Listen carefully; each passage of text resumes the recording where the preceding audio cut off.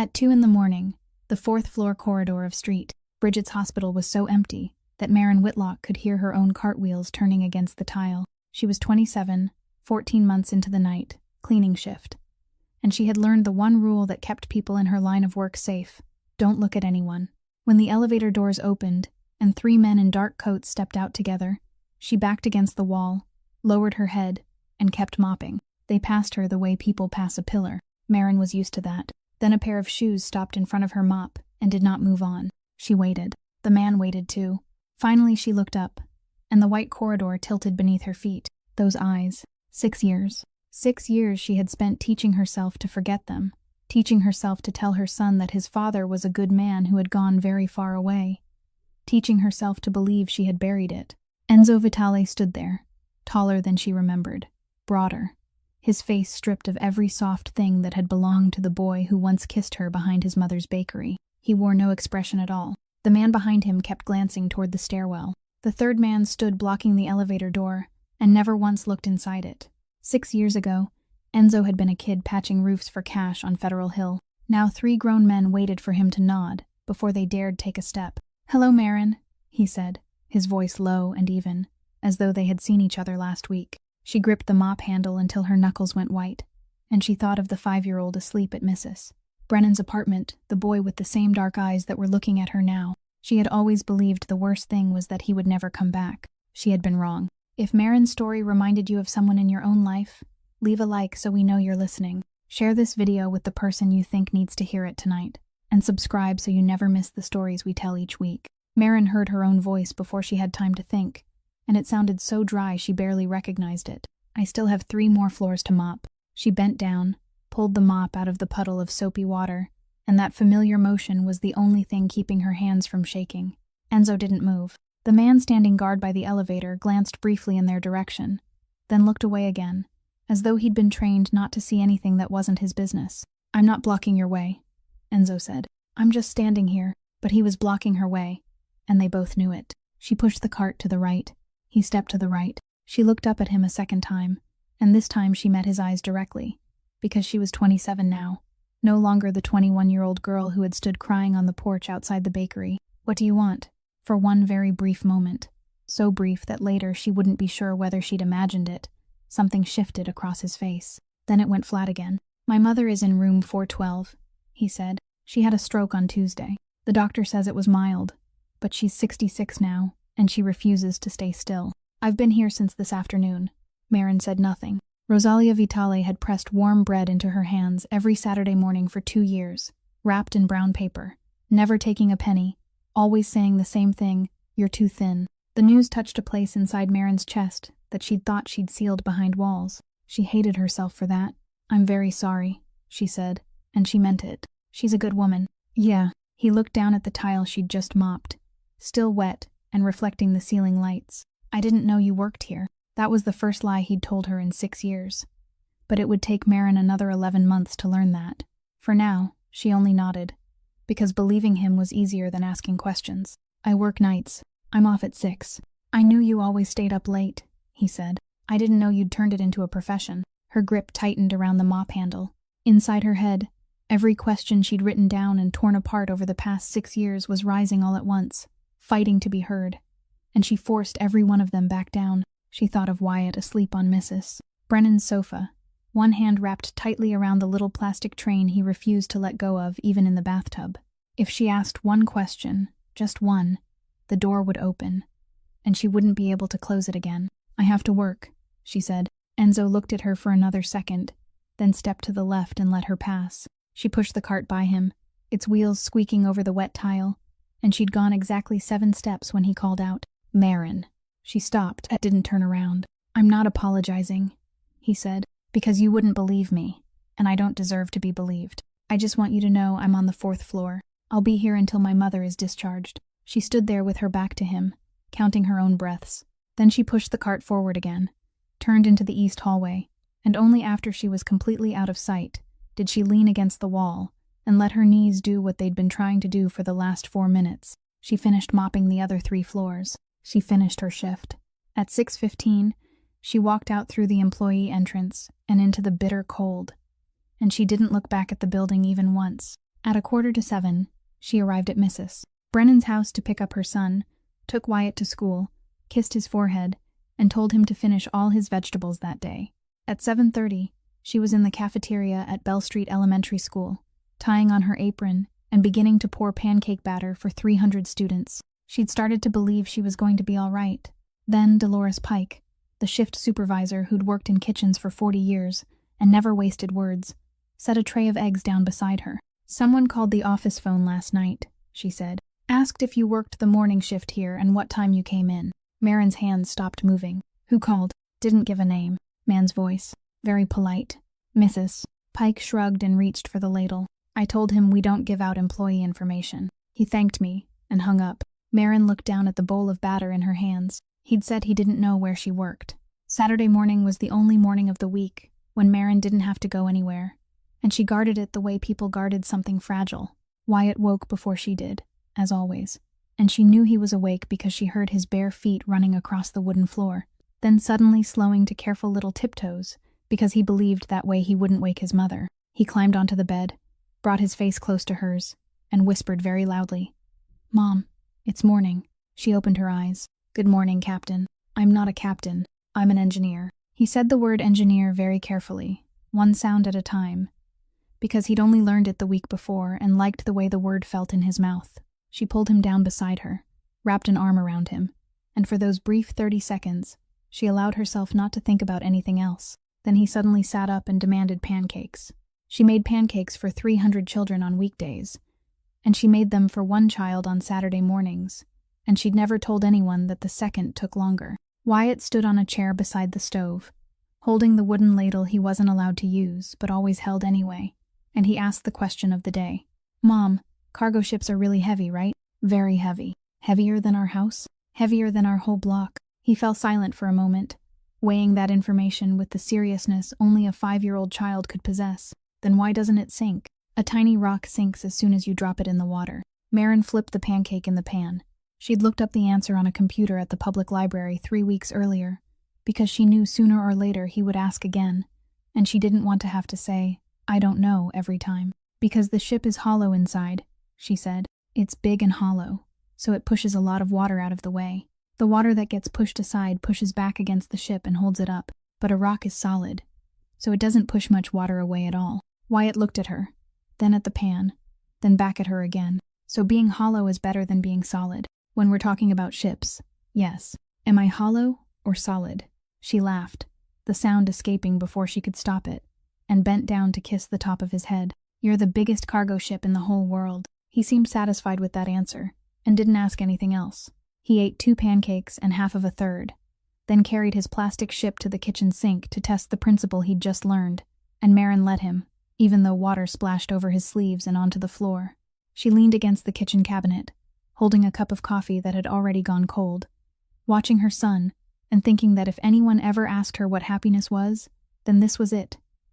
Exactly this, a Saturday morning and a child getting the kitchen floor wet. Then her eyes landed on the calendar hanging on the wall beside the refrigerator. It was the kind of free calendar a pharmacy handed out, printed on thin paper with photographs of landscapes she'd never really looked at. Inside the square for February 19th was a small line written in pencil. "Surgery, 7 in the morning." She'd written it 3 weeks earlier, right after the appointment with Dr. Aldridge, and she'd been holding a ballpoint pen in her hand before putting it down and searching the drawer for a pencil instead. She'd told herself she used pencil so she could change it if the schedule changed, but she knew that wasn't the reason. The reason was that ink couldn't be erased, and she still wasn't ready to believe in anything that couldn't be erased. For 3 years now, she'd lived by refusing to believe in anything until it actually happened, because that was the only way she'd found to keep herself from being knocked down one more time. Wyatt called to her from the sink, saying, "Mom, the ship floats." "Look, Mom." She turned back, told him, "Good job," and didn't look at the calendar again for the rest of that day. The underground parking garage of St. Bridget Hospital at 6:15 in the morning had only 4 of its 9 lights still working, and Marin had walked through it 400 times without ever having to stop. This time she stopped, because a black car was parked directly across the pedestrian exit, and a man was leaning against the car door with both hands tucked into the pockets of his coat. She thought about turning back and taking the long way around through the west stairwell.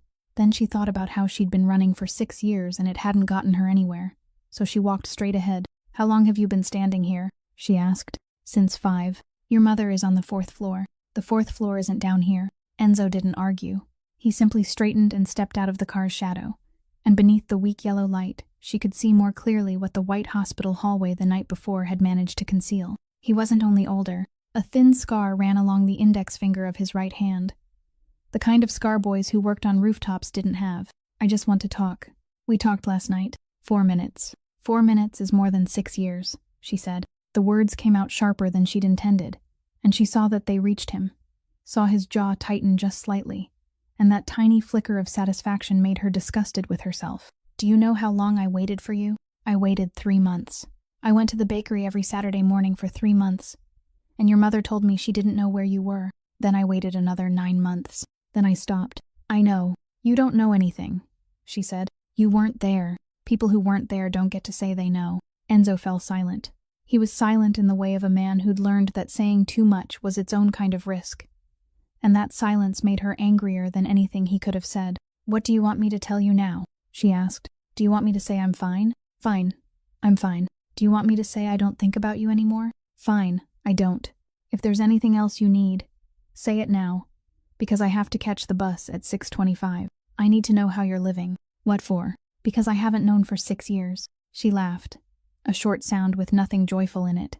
"You're standing here in a coat that costs more than a month of my rent, with a car and 2 men following you around, and you're asking me how I'm living. You want me to spell it out so you can feel less guilty?" "No, Enzo. I'm not giving you that. I'm not asking for that." "Then what are you asking for?" He didn't answer right away, and in the silence Maren could hear the car engine still running, the sound of water dripping from somewhere in the concrete ceiling. Then he spoke, his voice lower. "I'm not asking for anything. I just don't want you to disappear again." And that was the sentence that ruined everything. Because for 6 years, every time Maren imagined this meeting, she'd always pictured herself saying something bitter and walking away with her head held high. She'd never imagined him saying something like that. She'd never imagined that she'd want to believe him. And because she wanted to believe him, because some part of her was still the 21-year-old girl standing on the bakery porch, she had to kill that part immediately, had to crush it with the heaviest thing she had in her hands. "You don't want me to disappear," she repeated. "I wasn't the one who disappeared, Enzo. I stayed exactly where I was. I stayed there. And I gave birth to your son alone that September, in this hospital, on the 3rd floor, exactly 2 floors above where you're standing now." The garage was very quiet. Enzo said nothing. He didn't ask her to repeat herself, didn't step forward, didn't reach out a hand. He just stood there, and Maren watched him do the thing she'd known he would do, the thing any man would do. She watched him count. 6 years he'd been gone, a 5-year-old child. She saw the moment the numbers came together in his head, and then she saw the moment immediately after, when he realized they fit too perfectly and understood what that meant. He didn't ask whether the boy was his. He didn't ask, because he'd known the answer from the second moment. From beside the car, Gianni called his name.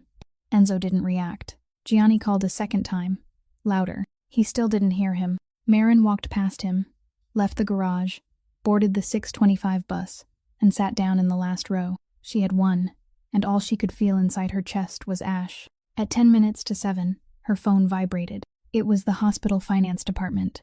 The woman on the other end had a very kind voice, and she said Wyatt Whitlock's financial assistance application still hadn't been approved, that in order to keep the surgery on the schedule, the family would need to pay a deposit of $41,000, and that she was very sorry to have to tell her this. Maren looked out the window.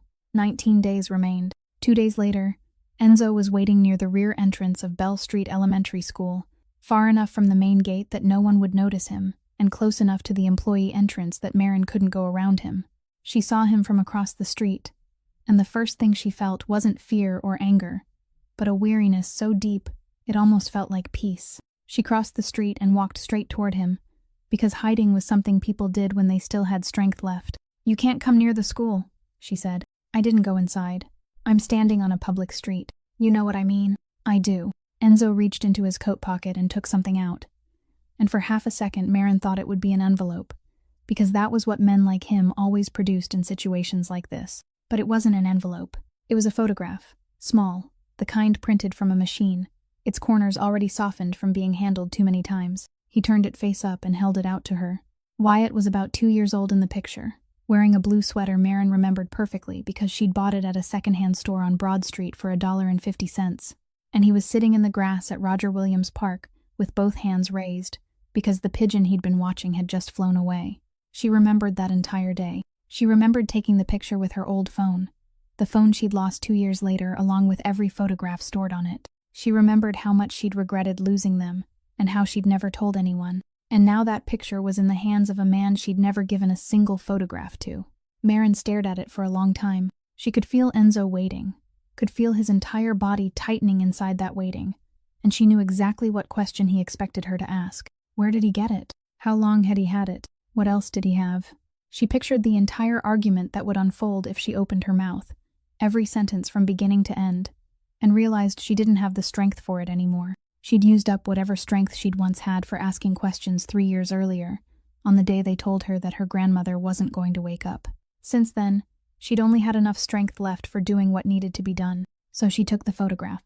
She didn't ask anything. She looked at it one more time, folded it lengthwise, slipped it into her coat pocket, and looked up at him. "Thank you," she said. Those were the 2 worst words she could have said, and she knew it as soon as she said them. She saw them strike him, saw his mouth open and then close again, because a man who had prepared an answer for every possible question didn't know what to do when there were no questions at all. He wanted her to be angry. Anger was something he could deal with, something he could apologize for, something he could negotiate. Politeness wasn't. "Maren," he said. "I have to start making pancakes at 7:30, she said. 300 servings. I'm never late." Then she walked past him, went through the employee entrance, tied on her apron, and made pancakes for 300 children at Bell Street Elementary School. She worked the entire day. She picked Wyatt up, made dinner, read him the book about ships that he'd already memorized, and left him with Mrs. Brennan at 9 o'clock that night, just as she did every day. At 10, she was at St. Bridget Hospital. By 11, she'd finished mopping the 2nd floor. At 1 in the morning, she pushed her cart into the 3rd floor hallway, walked past the maternity ward, and she'd walked past that place every night for 14 months, without ever stopping. That night, she stopped. She stood looking at the pale blue double doors for about 30 seconds, then turned her cart around, took the elevator down to the ground floor, went out through the employee entrance, and sat on the concrete steps behind the building. The temperature was below freezing. She took the photograph from her coat pocket, unfolded it beneath the security light, and looked at her son at 2 years old, both hands lifted toward the sky because the bird had just flown away. For 3 years, she hadn't cried. She didn't cry at her grandmother's funeral because there was too much that had to be done. She didn't cry when the bank took the house on Wickenden Street because Wyatt was sitting in the car. She didn't cry in Dr. Aldridge's office because she was busy writing down the name of the surgery so she could look it up later. She'd thought that part of her had broken completely. But that night, sitting on the concrete steps of the building she cleaned every night, holding a photograph she didn't know who had given to whom, Maren Whitlock folded over her knees and cried the way she hadn't cried in 3 years. No one saw her. That was the only thing she could still control. He called her on Thursday night, and what surprised her wasn't the call but the first thing he said. "I'm asking your permission." Maren was standing in the kitchen, still holding a dish towel in one hand, and it took her a moment to understand that he wasn't going to keep talking. He was waiting. Permission for what? To meet the boy. Once. Wherever you choose. Whenever you choose.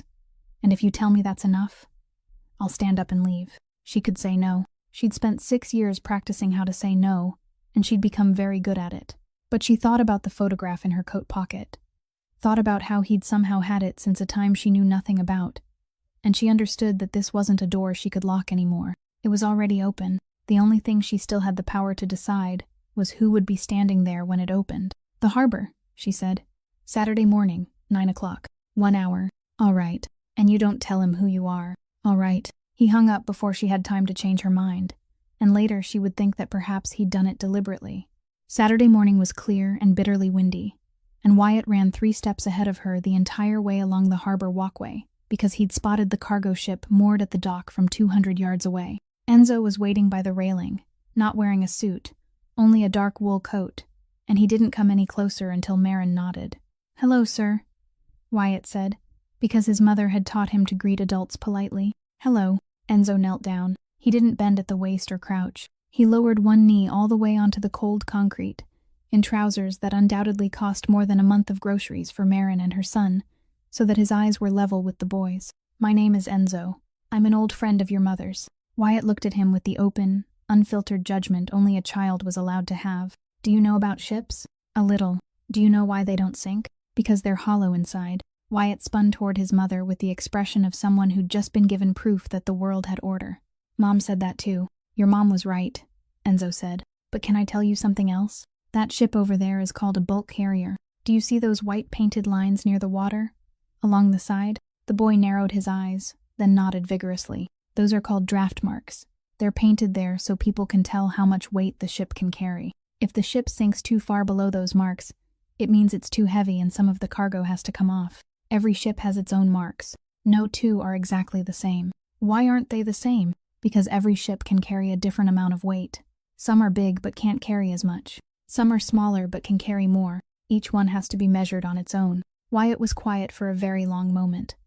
Long enough for Marin to know he was genuinely thinking. "Then what happens if they load it past the line?" "It can still sail," Enzo said. "For a while. It won't sink right away. But when the waves get big, it can't rise back up quickly enough anymore." The boy nodded, accepting that information with absolute seriousness, then ran along the railing to find the white painted marks near the bow. Enzo stood up. He didn't look after the boy immediately. He looked down at the concrete where his knee had just been, then lifted his head, and Marin saw him swallow. "He asks a lot of questions," she said. "He asks the right ones." For the next 40 minutes, they walked along the harbor, and Wyatt counted 11 boats, asked Enzo 11 questions, and received 11 answers. Not one of them was, "I don't know," or "we'll talk about it later." At one point, the boy slipped on a thin patch of ice, and both adults reached out at the same time. Marin's hand and Enzo's met in midair above the child's shoulder, and then they both pulled away. Wyatt caught his balance without noticing anything, and kept running. Those were the most beautiful 40 minutes Marin had been given in 3 years. And because they were beautiful, she noticed everything else. Near the entrance to the harbor, about 10 yards away, a man was leaning against a lamppost. He wasn't looking at the sea. He wasn't looking at the ships. He wasn't looking toward them. He was watching the entrance.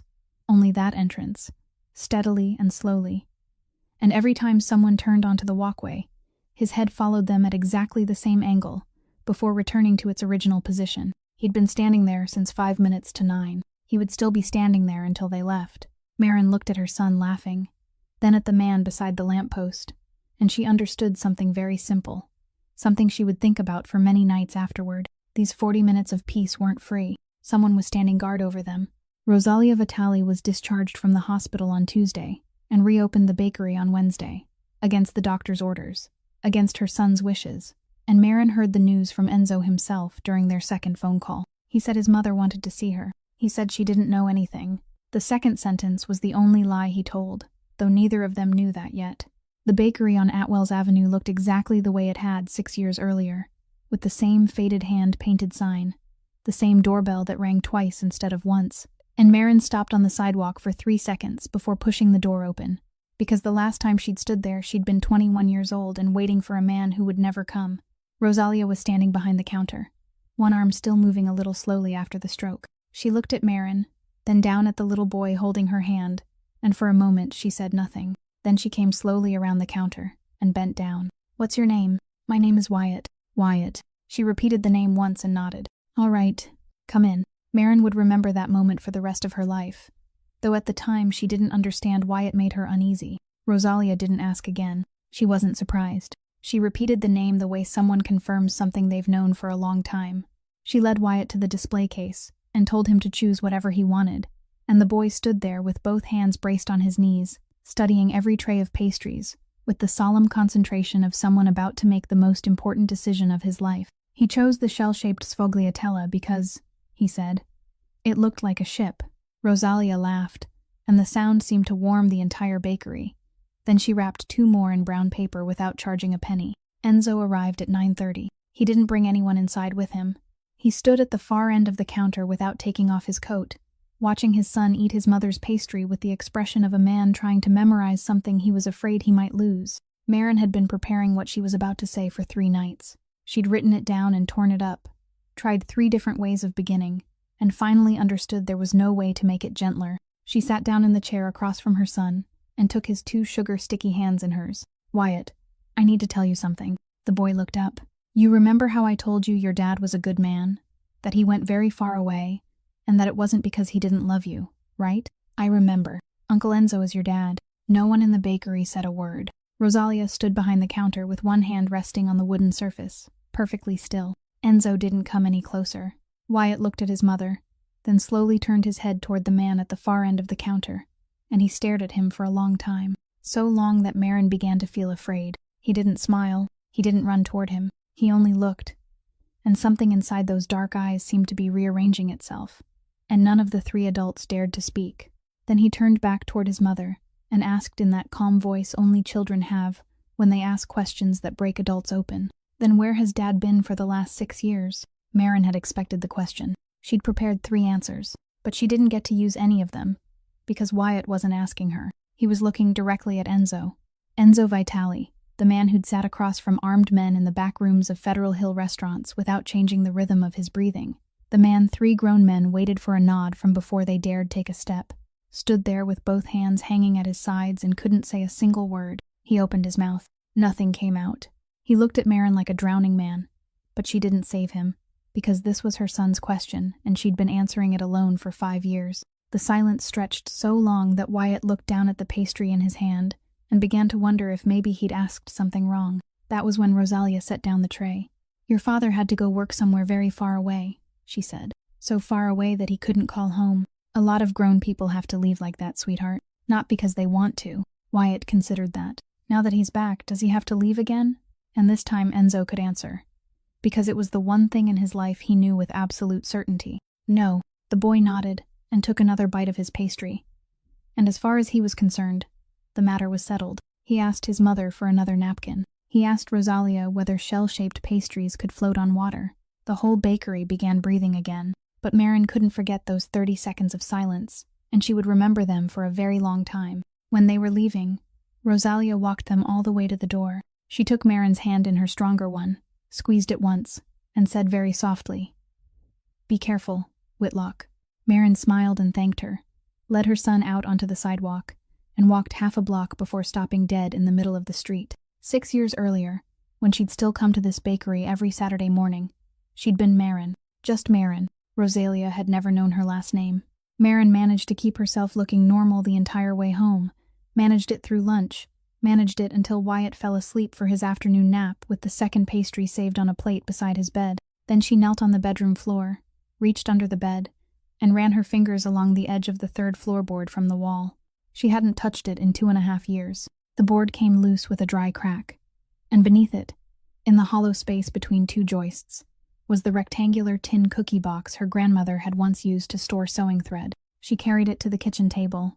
Inside were Wyatt's birth certificate, her grandmother's death certificate, a thin gold wedding ring dented on one side, and at the very bottom, folded into quarters, 3 sheets of paper thicker than ordinary printer paper. Marin unfolded them and smoothed them flat with her palm. In the upper right corner of the first page was the name of a law office in Providence. On the first line was her full name, printed in capital letters. Marin Elizabeth Whitlock. She read the entire document again, even though she knew it by heart, even though she'd read it inside her head on hundreds of nights over the past 6 years. Party A agrees to pay the sum of $60,000. Party B agrees not to make contact, attempt to make contact, or use any third party to contact any member of the Vitali family. Party B agrees not to disclose the existence of this agreement. Party B acknowledges having read, understood, and signed this agreement voluntarily. At the bottom of the 3rd page was her signature. It was shaky, the W stretching out and then stopping short, because her hand had been trembling when she signed it. She remembered the intensive care unit waiting room. She remembered the smell of it. She remembered that 40 minutes earlier, the doctor had told her that her grandmother might live a few more months if she were transferred to a specialized care facility, that her insurance wouldn't cover it, and that the cost would be around $18,000 every 3 months. She was 21 years old. She was working the night shift at a convenience store for $9 an hour. She had $460 in her bank account, and the man who sat down beside her in that waiting room that day wore a gray suit, his hair neatly combed, his voice as pleasant as a morning radio host's. He didn't threaten her. He didn't raise his voice. He said he was very sorry about her grandmother. He said the Vitali family understood that she was in a difficult situation. He said there were things happening that she didn't need to know about, and that the best thing for everyone was for her to move on with her life. Then he placed the check on the table face down and slid it toward her with 2 fingers. He said she could think about it. He said he would wait in the hallway. He waited 11 minutes. Maren sat at her kitchen table 6 years later and stared at her own trembling signature. It was the one thing she'd told no one. Not her grandmother, who died 3 months later in a room with a window overlooking the parking lot, after all $60,000 had disappeared into bills and hadn't bought her a single meaningful day more. Not anyone at church. Not Mrs. Brennan. Not Dr. Aldridge. And absolutely not the man who'd stood at the far end of his mother's bakery counter the night before. Because there was one thing heavier than taking that money. On the day she signed those papers, the day she reached out and took the check and promised never to contact the Vitale family again, she was 4 months pregnant. She knew. She'd known for 8 weeks already. And the man in the gray suit who sat beside her for 11 minutes in the intensive care waiting room never asked, and she never told him. For 6 years, she'd told herself she did it for her grandmother, that if she'd said anything, they would have taken the check back, and her grandmother would have died 3 months sooner, that she'd chosen the person who was already alive over the person who hadn't yet been born. But on the nights when she couldn't sleep, she knew there was another layer beneath that truth. And that layer was something she never allowed herself to put into words, not even when she was alone. She'd stayed silent because she was afraid. She was afraid that if they knew she was carrying their grandchild, they wouldn't let her leave. She had sold her right to search for him in exchange for the right to keep her son. Maren folded the 3 sheets of paper along their old creases, placed them back inside the tin box, and closed the lid. Then she sat motionless at the kitchen table for a very long time. For 6 years, she'd stood on the side of the person who'd been abandoned. She had built her entire life on that ground. Now she sat in her own kitchen and understood that if Enzo Vitale had ever had a question for her, it was a question she had never answered either. Rain began falling Monday afternoon, the kind of February rain that felt colder than snow, and Enzo offered to drive Maren and Wyatt home after their afternoon at the bakery. Maren was going to refuse, but Wyatt had started coughing because of the wind, so she nodded. They ducked into the garage behind the bakery to get out of the rain while they waited for Bram to bring the car around, and Wyatt stayed inside with Rosalia to choose a pastry to take home. It was while Maren was taking off her coat and shaking the water from it that the medicine bottle fell from her pocket, rolled twice across the concrete floor, and stopped at Enzo's feet. He bent down and picked it up. He didn't hand it back right away. He turned the bottle in his hand, read the label, and she saw the exact moment his eyes reached the patient's name. Whitlock. Wyatt. What is this medicine for? Give it to me. Maren. She held out her hand, and he didn't place the bottle in it. It was the first time in all the days since he'd come back that he didn't yield to her. I don't know how to read the name of the medication, he said, but I know how to read a dosage. This is taken twice a day, and he's been taking it for 3 months. Healthy children don't take medicine for 3 months straight. She said nothing. Tell me. It's none of your business. Your last name is on this bottle, he said, and so is your son's name. Say what you just said again. Then listen to how absurd it sounds. Rain hammered against the metal roof of the garage in a steady roar, and inside that sound Maren could hear her own voice, the voice of someone who'd been holding on for too long. She'd planned to keep this from him at least until after the surgery. She'd planned to handle it herself. She'd been planning to handle everything herself for 5 years. He has aortic valve stenosis, she said. He was born with it. They found it when he was 3.5 during an ear examination. Enzo didn't move. His heart valve is narrower than normal, so his heart has to work harder to push blood through. For 3 years, the doctors have been monitoring him and using medication to keep it under control. But he's growing, and the valve isn't growing with him. Eventually, the medicine can't hold it anymore. Then what? Then he needs surgery. He set the medicine bottle down on the lid of a wooden crate beside him, very gently, and asked only one question. How long? 15 days. He pulled his phone from his coat pocket. Immediately. He didn't say another word. Didn't ask whether she agreed. Didn't ask which hospital. Because he already knew which hospital. He tapped the screen 3 times, and put the phone to his ear, and Maren heard him tell Gianni in the same even voice she'd heard him use with the men in the 4th floor hallway to call Hallowell first thing tomorrow morning. Wyatt Whitlock's patient account at St. Bridget Hospital. Pay the entire balance. No limit. Then he ended the call. What are you doing? She said. I'm paying for my son. Nobody gave you permission. I didn't ask. 3 days ago you stood over there and told me you were asking my permission. 3 days ago we were talking about taking him to the harbor, he said. This is different. And only then did he step toward her. And for the first time since the 4th floor hallway, he was the one moving forward, and she was the one stepping back. How long were you planning to hide this from me, Marin? Until the day he went into surgery? Or until you managed to come up with enough money? Which you won't, so don't tell me you're almost there. I'm trying. I know you're trying. I know you mop 4 floors every night, and then make 300 pancakes every morning. I know exactly how hard you're trying. His voice didn't get louder, and that was what made it frightening. But trying isn't the same as being able to do it. You have 15 days. How much money is in your account? She didn't answer. How much? That's none of your business. Do you want to keep your pride? Or do you want to keep the boy? Her hand moved before her mind did. The slap cracked through the garage, sharper than the rain, and the impact hurt so badly she felt it all the way into her wrist. Enzo didn't dodge. He could have. She knew with absolute certainty that he could have, because a man like him would have seen it coming before her hand even lifted. He simply stood still and took it, and when he turned his head back toward her, a red mark was slowly rising across his cheekbone. You don't have the right, she said, and her voice broke on the last word. You don't have the right to say that to me. I know. For 6 years, I raised him alone. 6 years I counted every dollar. I walked to save bus fare. I skipped lunch so he could have milk. You weren't there for a single day of it. Then you walk into this garage and ask me what I want to keep. I know, he said again, and I'd still say the same thing again, because it's true. You can hate me, but don't make the boy pay the price for hating me. Outside, Bram's horn sounded twice, 2 short blasts. From inside the bakery came the sound of Wyatt laughing at something Rosalia had just said. Marin stood in the garage with her hands still numb, and she understood that she'd just lost an argument in which she'd been right about almost everything. It wasn't anger that brought Marin to Wickenden Street on Wednesday afternoon. It was something much smaller, a splinter she'd been swallowing for 2 days since leaving the bakery. Rosalia had called her Whitlock, and in the garage, when Enzo read the name on the medicine bottle, he hadn't paused there. He hadn't asked why the boy had his mother's last name. No man who'd just learned he had a son would overlook a detail like that, unless he'd already known it. So that afternoon, after her cafeteria shift, she took the number 9 bus down to the east side and walked the final 4 blocks, even though she'd sworn to herself 3 years earlier that she would never come back to this street again. The wooden house stood at number 42, 2 stories tall, its blue-gray paint faded, with a narrow porch running across the front. The bank had taken it in April 3 years earlier, 11 weeks after her grandmother's funeral, after all $60,000 had dissolved into medical bills, and there was nothing left to fight the mortgage her grandmother had signed when Marin was still in high school. She'd signed the surrender papers in an office where the air conditioning was turned too cold. She'd carried Wyatt out to the car and hadn't looked back. Now she stood across the street and stared at it. The porch light was on. That was the first thing she noticed.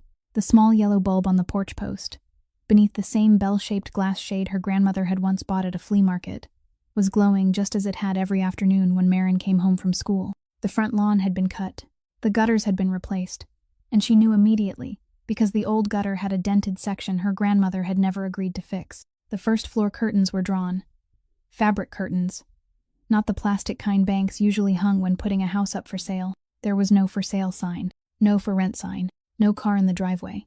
Marin crossed the street. The mailbox stood on a wooden post at the end of the walkway, freshly painted white, and 3 metal letters were fixed to its lid. E. Whitlock. 3 years. 3 years in Providence, a city where home prices rose every quarter, a 2-story house on the east side repossessed by a bank, and someone was still cutting the grass, still replacing the gutters, still turning on the porch light every afternoon, and the mailbox still carried Eileen Whitlock's name. She stood there for a very long time. She didn't knock. She didn't look through the windows. She simply stood there, and the feeling climbing the back of her neck wasn't anger. It was something much colder, the feeling of someone who had just realized that the room she'd been living in all this time had a wall that wasn't real. She got home at 7, picked up Wyatt, fed him dinner, and read to him. At 9, she left him with Mrs. Brennan. Then, instead of going straight to work, she sat down at the kitchen table, took out the cardboard box of documents she kept on top of the refrigerator, and found the stack of credit card statements. She was the kind of person who kept every piece of paper, not because she was organized, but because she was afraid. Her credit card debt was $4,200, built up from dental work, car repairs, and winter months when the heating bill climbed higher than her paycheck. She'd been making minimum payments for 4 years and the balance had barely moved, and she'd stopped looking at the total a long time ago because seeing it only kept her awake at night. She worked backward through the months. December, November, October. On the statement from September of the previous year, buried among the familiar lines of spending, there was an entry she'd never noticed. Payment received, $1,800. She kept going. June of the previous year, another entry, $1,500. March, $1,200. 3 payments spread across 6 months.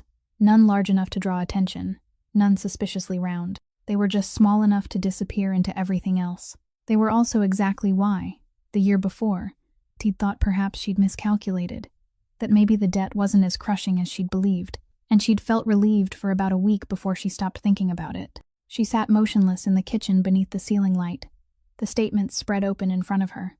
March of the previous year, 11 months before that night, in the 4th floor hallway. She remembered every detail of that night, and now every one of them had changed color. 3 men had stepped out of the elevator together at 2 o'clock in the morning. One had stood in front of the elevator doors and never looked inside. Another had watched the stairwell. And Enzo had stopped in front of her mop, waited for her to look up, then said, "Hello, Marin," in the voice of someone who'd seen her the week before. For the past 2 weeks, she'd been living with the belief that fate had brought him back, that it had been a cruel coincidence she simply had to endure. She sat in her kitchen and understood that there hadn't been any coincidence at all. He'd been standing outside the door of her life for 11 months, and he'd chosen the night he wanted to walk in. Marin was the one who called, and she chose the place. Delmonico's on Broad Street was still there, with the same long cream-colored laminate counter, the same 6 red vinyl swivel stools cracked along the edges, the same chalkboard listing the day's specials where the number 7 was always written with a line through it. 6 years earlier, the two of them had sat there every Friday night and shared 1 plate of fries because they couldn't afford to order 2. She hadn't chosen the place out of nostalgia. She chose it because she wanted him sitting somewhere he couldn't bring any part of the man he was now with him. He arrived exactly on time, alone, leaving Bram in the car. He sat down across from her and didn't look around the diner even once, and that told her he'd been back here before, perhaps many times. "I went to Wickenden Street," she said. He didn't ask what she meant. He didn't pretend not to understand. He only nodded once. "I bought it in May 3 years ago. The bank put it up for auction. I paid $4,000 above the opening price so no one else would bid. Why didn't you tell me? Because I didn't have anything else to say with it." The server brought coffee and walked away, and Marin left her cup untouched. "I didn't come here to talk about the house," she said. "I came to ask where you've been, not the answer you gave a 5-year-old, the real one." Enzo turned his coffee cup exactly once on the counter, then let go of it. 4 years in federal prison at Fort Dix in New Jersey, he said. "I went in during October when I was 28. I got out in September 2.5 years ago." She'd prepared herself for many answers. She hadn't prepared for that one. For what? Possession of unregistered weapons and transporting goods across state lines using falsified documents. He said it in the voice of a man reciting an address. "Both belonged to my father. The goods in the warehouse were his. His people made the paperwork. I knew the warehouse existed, and I'd driven there 3 times, and under the law that was enough to put me beside him. You took the charge for him. He was 61 and already had 2 convictions. If he took the case, the sentence would have been 18 years. I had nothing on my record. The lawyer said if I took it, I'd get 4. He paused. I had 2 days to decide. I decided in 1. Marin looked down at the counter. "You didn't say a single word to me." "No." "Why?" "Because you were 21, and you would have waited," he said. "I knew that for certain. You would have waited 4 years, taken the bus down to New Jersey once a month, spent your money, and spent your 20s in the visiting room of a prison. I thought if you believed I'd left you, you'd hate me, and hating someone is easier to move on from than waiting for them. You decided for me." "Yes, you had no right." "I know," he said. "I had 4 years to understand that I had no right. You get a lot of time to think in there. And your father?" "He died while I was in my 3rd year. Heart attack. In his own kitchen. My mother called the ambulance. They let me out for 4 hours for the funeral, under escort, wearing prison clothes underneath my coat." He said it without anything entering his voice. "I stood 12 feet from the casket, and wasn't allowed any closer, because there were too many people. Then I went back to Fort Dix that same day." She was quiet for a long time. "Then you got out." "Then I got out, and everything that had belonged to him was waiting for me at the gate," he said. "I didn't ask for it. But when a man gives up 4 years to keep an organization from collapsing, nobody lets him walk out afterward and go back to roofing houses. They were waiting for me in the parking lot. Gianni was there. 3 other men were there. They called me by the same name they'd called my father. And you accepted it." "I did. You could have refused." "Yes," he said. "And my mother would have lost the bakery within 6 months. because that bakery sits on land other people had wanted for years, and the only person keeping them away was the person standing where my father used to stand. If you want me to lie and tell you I didn't have a choice, I won't. I had a choice. I chose this."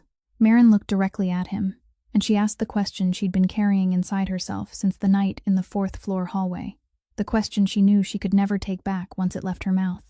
"Have you ever hurt anyone?" Enzo didn't answer immediately. He didn't look away, didn't shift in his seat, didn't reach for his coffee. He only looked at her and stayed silent. 1 second, 2 seconds, 3 seconds, 4. Long enough for Marin to hear the old ceiling fan turning above them and the traffic moving along Broad Street outside.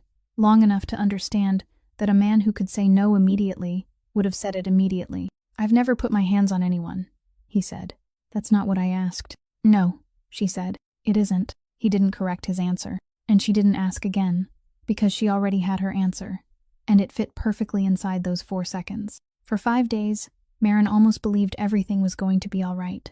On the first day, the finance department called to tell her that the deposit had been recorded and Wyatt's surgery remained scheduled for February 19th. On the second day, she stood in the kitchen at 11 o'clock at night, looking at the calendar hanging beside the refrigerator, and for the first time she thought about taking a pen and writing over the pencil marks in ink. She didn't do it, but she thought about it, and for 3 years, she hadn't thought that way about anything. On the third day, Dr. Aldridge met with Marin and Wyatt to go over the instructions before surgery, and Wyatt asked her whether he would dream while he was asleep, and she told him yes, usually about pleasant things. On the 4th day, Marin bought her son a new pair of pajamas because she wanted him to have something new to wear when he went into the hospital. On the 5th day, her phone vibrated at 2 o'clock in the afternoon, in the middle of her cafeteria shift. It was a man from the financial compliance department, not the kind-voiced woman who had called her 2 weeks earlier. He gave his name, gave his title, and asked whether it was a convenient time to speak. Then he read her a passage that he was clearly reading from a screen. He said the hospital deeply regretted having to inform her that the payment associated with Wyatt Whitlock's patient account had been returned to its source, and that the patient's financial file had been moved back to unapproved status. Marin stood in the storage room beside the kitchen, still holding a ladle in one hand, and asked him to repeat it. He repeated it, word for word, in the same even voice. "I don't understand," she said. "The money was already there. You confirmed it." The man said he understood that this was inconvenient. He explained that the bank processing the transaction had flagged the transfer for review under anti-money laundering regulations, that when the sender had been asked to provide documentation establishing the source of the funds, the required documents hadn't been supplied within the allotted time, and that St. Bridget Hospital received federal funding and therefore wasn't permitted to accept payments whose source couldn't be verified. He said this was a general policy and wasn't directed at any individual. He said he was very sorry. He said the words "very sorry" 3 times during the call. "So what happens now?" she asked. He said the file could still be approved again if the family paid the deposit using funds from a verifiable source, or if the sender provided the requested documentation. And the surgery? He said the surgery schedule was tied to the approval status of the financial file. He said she should speak with the surgical scheduling department.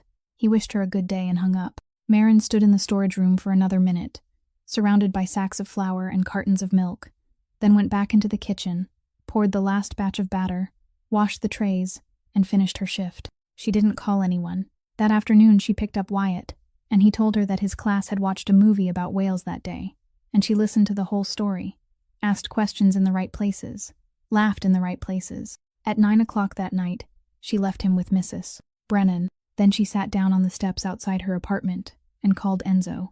He answered after 1 ring. "Did you know?" she asked. "I found out this afternoon. You told me you'd paid it." "I did pay it. The money went through. Then it came back."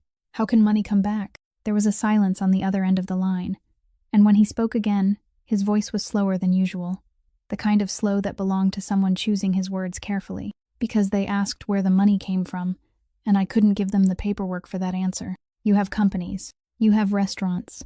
You told me you own property."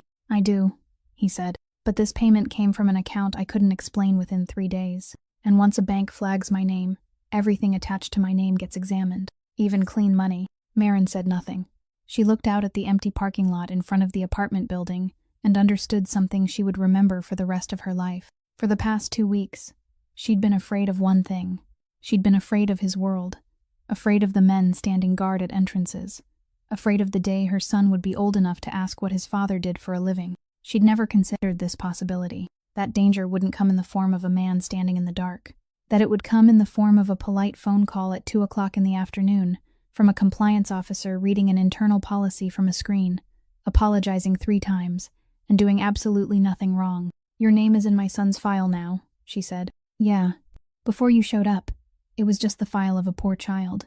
Now it's a file under review." He didn't answer. "Do you understand now, Enzo? You came here to save him, and the only thing you've managed to do is turn him into a suspicious name." She ended the call before he could speak. On the calendar hanging beside the refrigerator, February 19th was still written in pencil. 10 days remained. He knocked on the door at 10 o'clock on Saturday morning, in broad daylight, while Wyatt was downstairs at Mrs. Brennan's apartment watching cartoons. Marin opened the door, and for half a second she didn't recognize him, because 6 years was enough time for a man's hair to go from gray at the temples to completely silver. Then he smiled, and she recognized the smile before she recognized the face.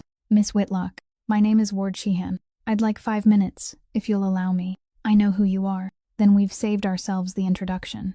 He didn't step inside until she moved back, and once he was in, he didn't look around the apartment or make any comment about it, and Marin understood that this was a calculated kind of courtesy. He placed his briefcase on the kitchen table, opened the locks, took out a sheet of paper, set it on the table, and turned it so it faced her correctly.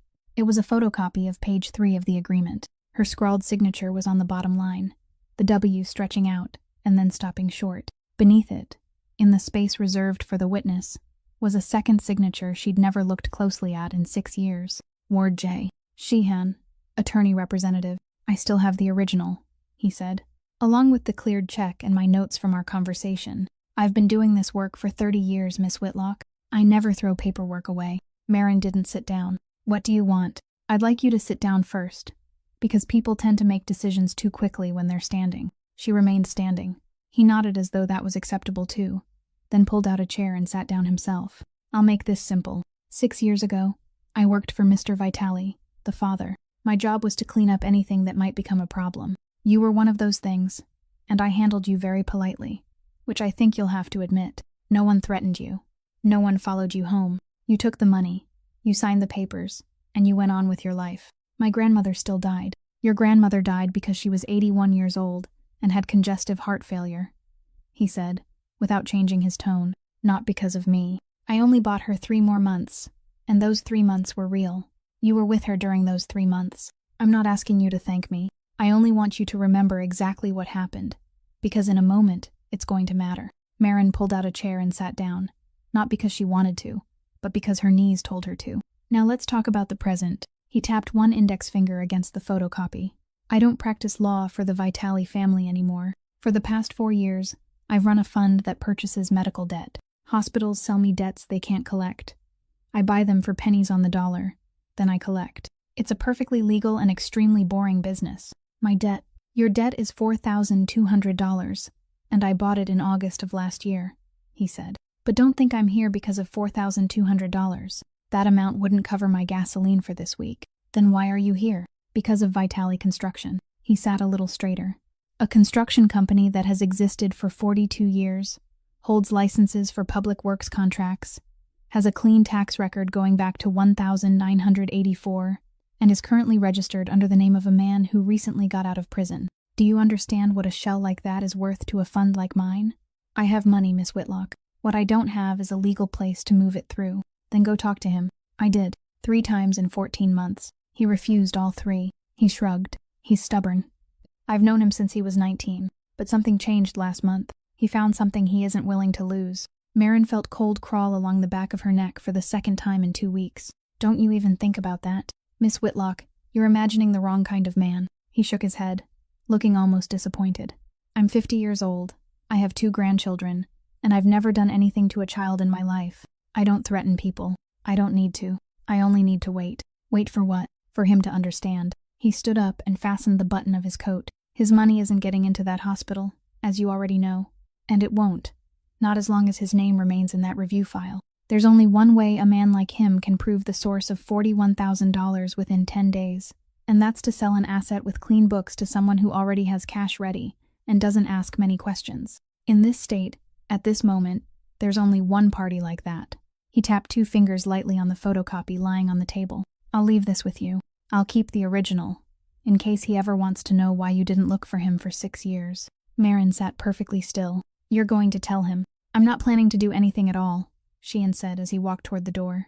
I'm simply the most patient person in this story, Miss Whitlock. I'll have my answer before your son is on the operating table. Maren didn't call Enzo. She put the photocopy into the tin box beneath the floorboard, right beside the original she'd believed was the only copy, and she didn't say a word to anyone. She told herself she was staying quiet because there was nothing to say. But the truth was that she was afraid of what would happen when Enzo learned why she'd disappeared for 6 years. And she understood that her fear was buying time for Sheehan, not for her. Enzo showed up at the office on Tuesday afternoon without an appointment.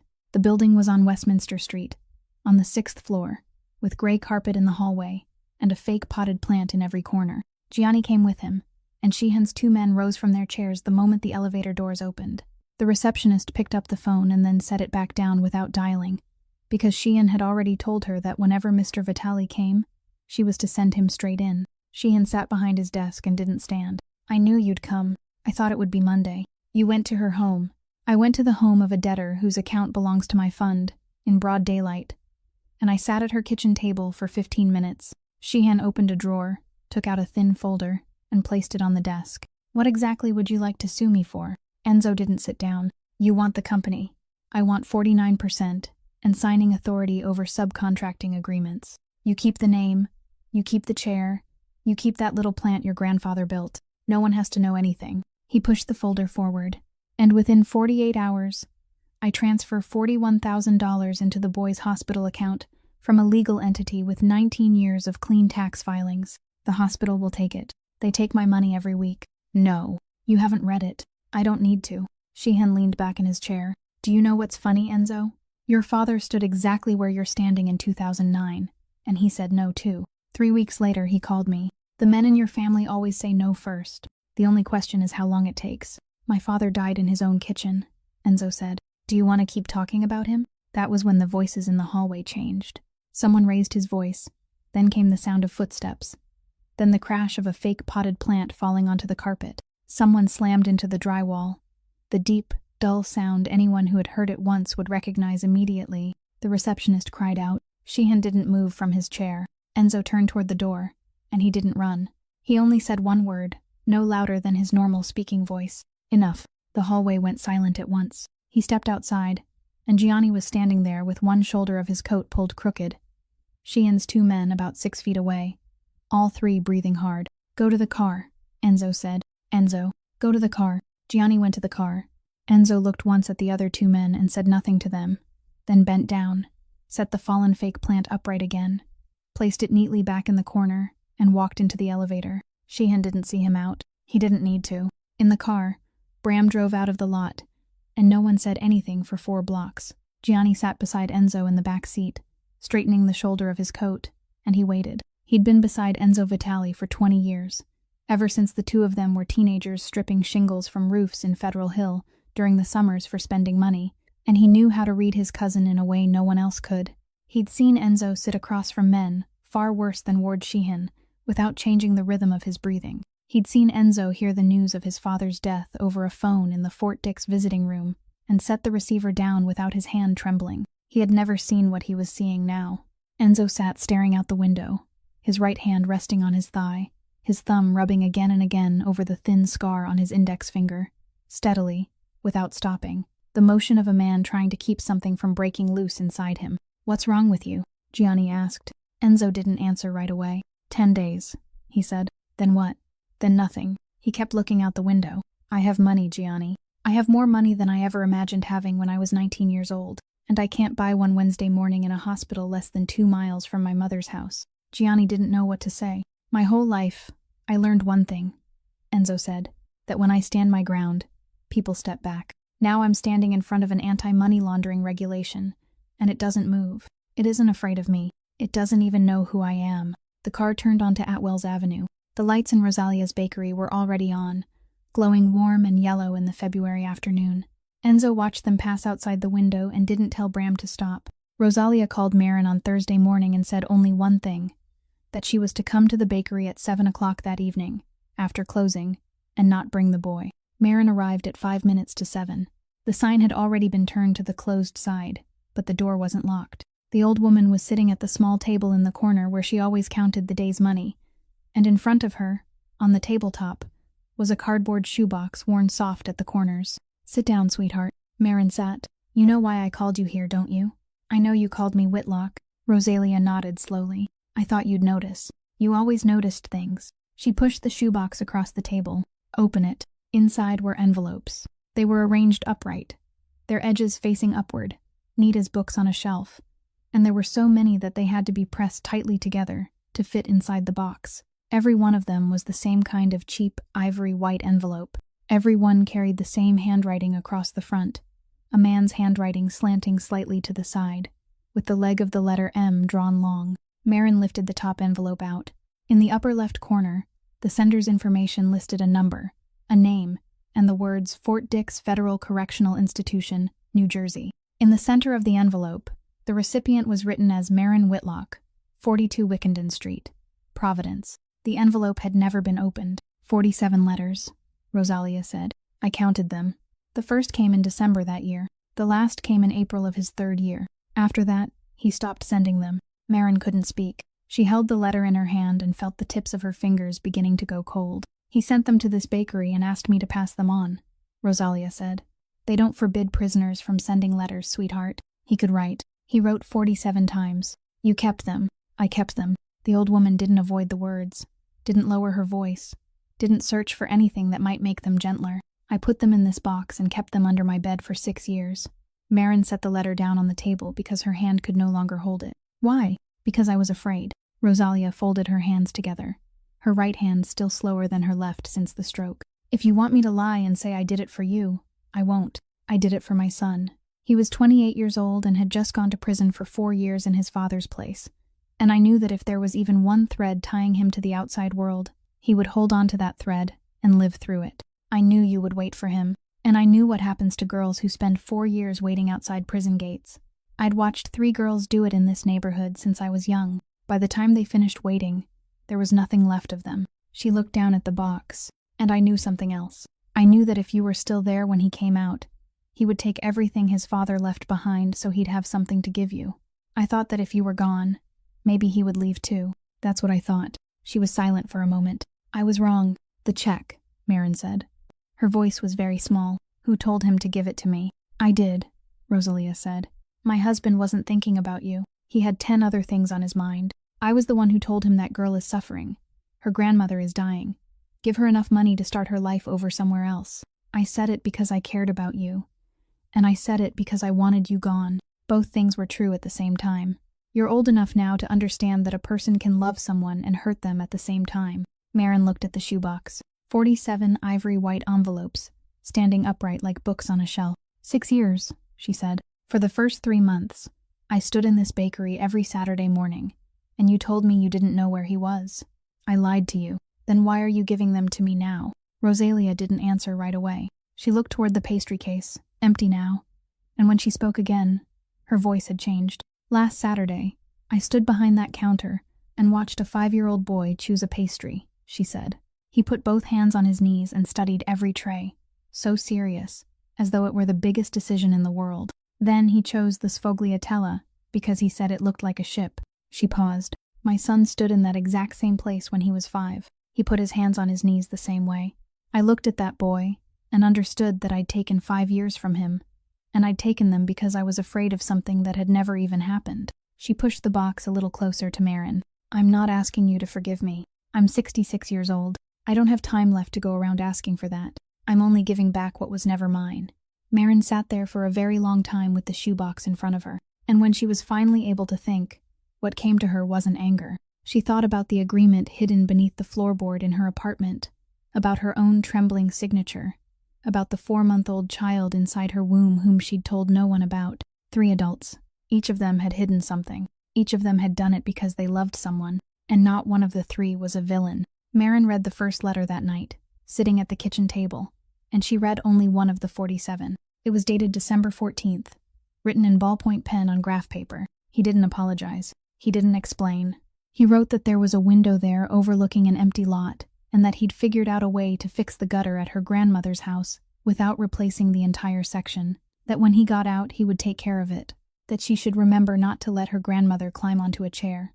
The whole letter was a page and a half long, and there wasn't a single word in it that sounded like a man begging for anything. She folded it again, slipped it back into the envelope, and didn't open the second one. She sat there in silence until almost 1 o'clock in the morning. Then she called Enzo and told him to come over.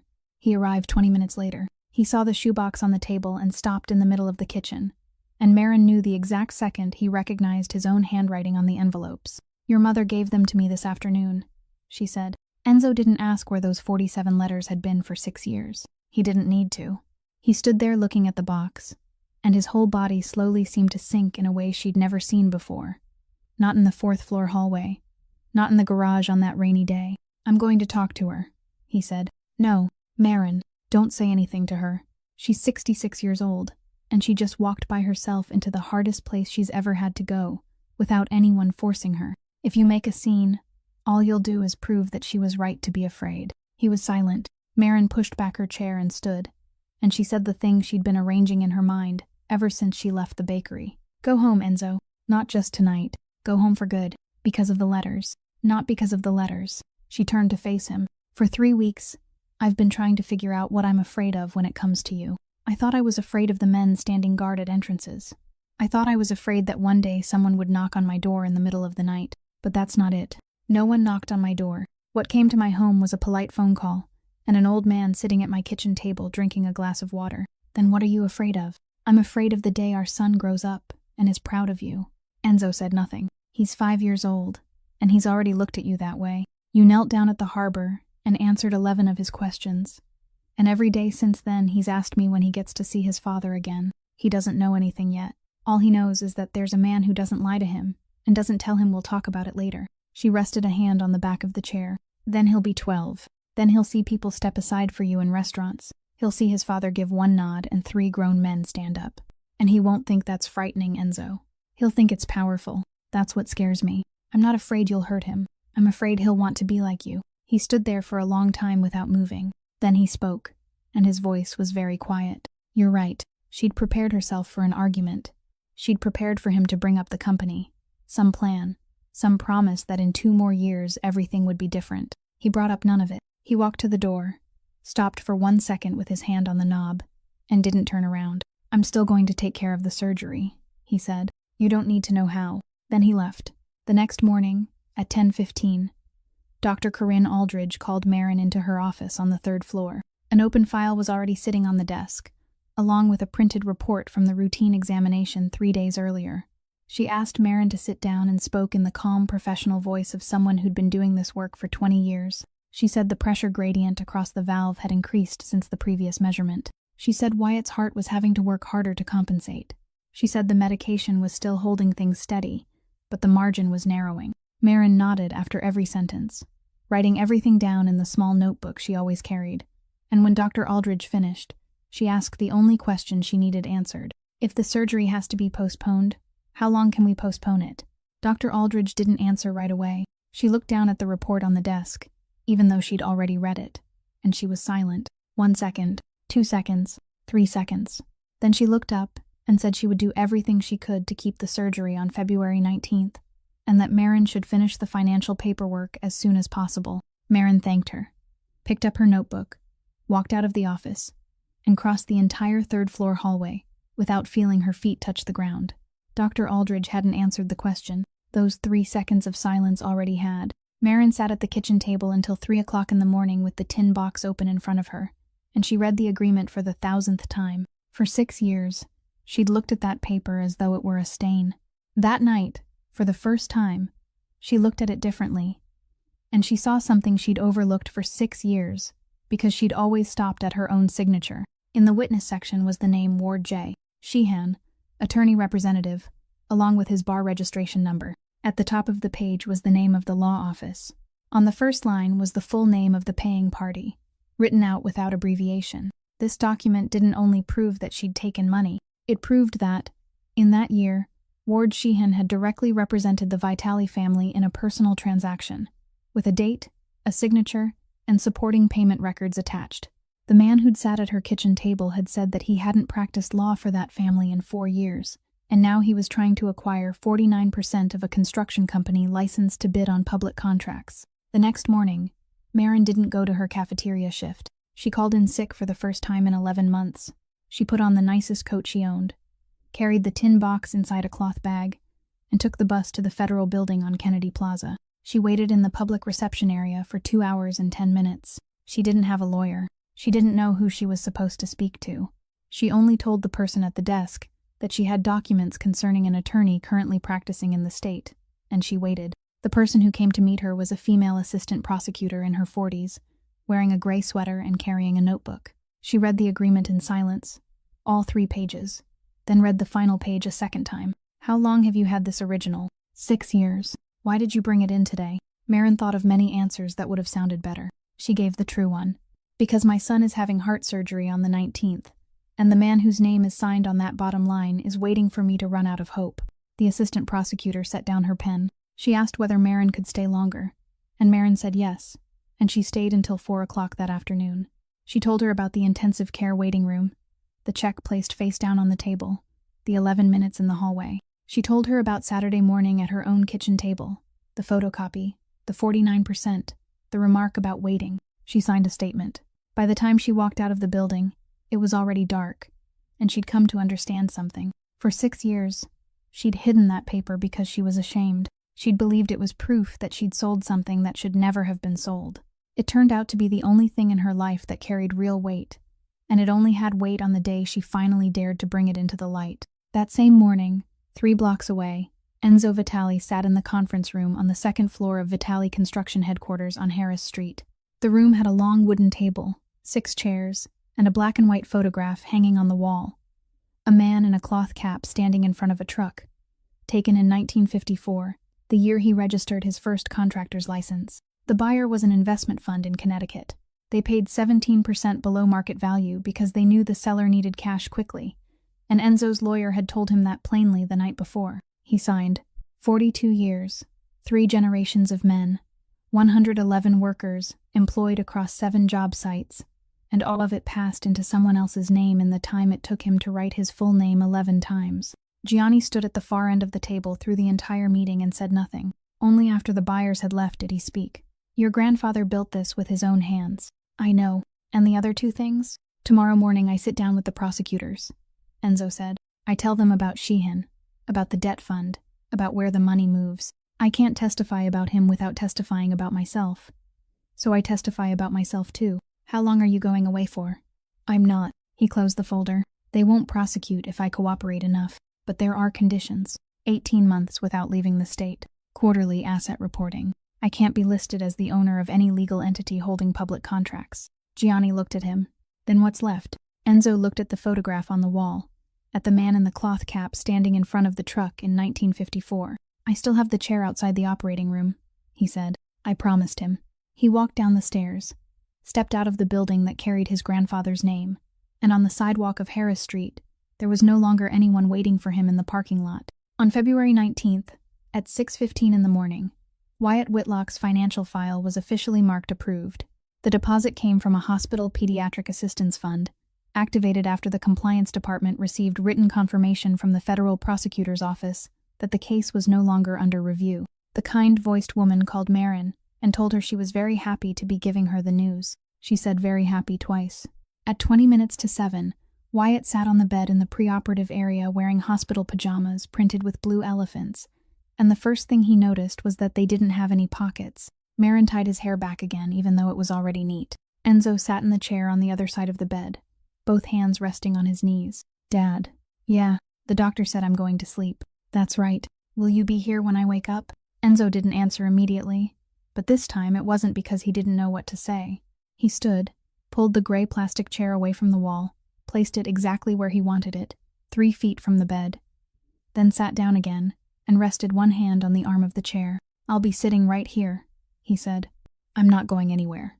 The boy nodded, completely satisfied, and asked whether the elephants on his pajamas were African elephants. 4 hours and 20 minutes. That was the longest stretch of time in Maren Whitlock's life.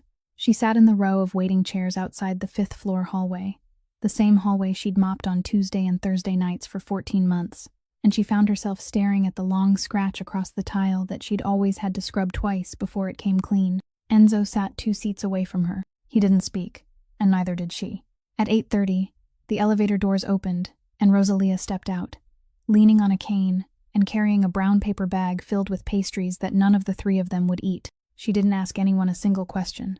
She walked straight to the row of chairs and sat down between them, set the bag of pastries on the floor, then reached out with her right hand and took her son's hand, and with her left, she took Marin's. She didn't say one word for the next 2 hours. She simply sat between them and held both their hands, and Marin understood that it was the only way that woman still knew how to apologize. At 11:10, Dr. Corinne Aldridge pushed open the door and stepped into the hallway, still wearing surgical scrubs, and she lowered her mask before she spoke, and that small movement told Marin everything before the first sentence ever came. She said the surgery had gone well. She said the valve had been repaired exactly as planned. She said Wyatt was in recovery and should wake within about an hour. Marin listened to everything, nodded, thanked her, and then sat down because her legs could no longer hold her. Enzo didn't rise from his chair. He only looked toward the door. And he didn't leave that chair until they were finally allowed inside. 6 months later, on an August afternoon at Roger Williams Park, Wyatt Whitlock ran the entire length of the lawn, circled the oak tree, ran all the way back, then stood upright without gasping for breath, and asked his mother how many seconds it had taken him this time. Marin stopped the timer and told him the number, and the boy demanded another run so he could break his record. She had quit the hospital night shift in May. She still worked mornings in the school cafeteria, and 3 evenings a week she attended a nursing program at the community college, paying the tuition with her own wages, 1 semester at a time, without borrowing from anyone. Enzo worked as a hired construction supervisor for a contractor in the industrial district south of the city, reported to work at 6 o'clock every morning, wore a safety jacket, and every quarter he submitted an asset report to an office on Kennedy Plaza. He wasn't allowed to leave the state for another 12 months. That afternoon, while Wyatt was climbing the slide for the 4th time, Enzo handed Marin a key. She looked at it and immediately knew which door it belonged to. "I bought it the day I found out you'd lost it," he said. "I didn't know when I'd ever be able to give it back to you. I only knew I wasn't going to let anyone else live there." She took the key and didn't say thank you, because this time those 2 words wouldn't have been enough. There are things this story leaves behind. Money can pay a debt, but only presence can repay lost time. People shouldn't be measured by where they once stood, but by the direction they choose to turn away from. And pride is something worth protecting, until the day its price begins to be counted in the life of someone you love. If Marin and Enzo's story touched you today, please subscribe to our channel, leave a like, and share this video so that every day you can discover more stories worth hearing. We would truly love to know how this story made you feel, so please leave a comment and tell us what stayed in your heart after listening to the end. We wish you and your family lasting health, peace, and many joyful days ahead. Goodbye for now, and we'll see you again in the next video.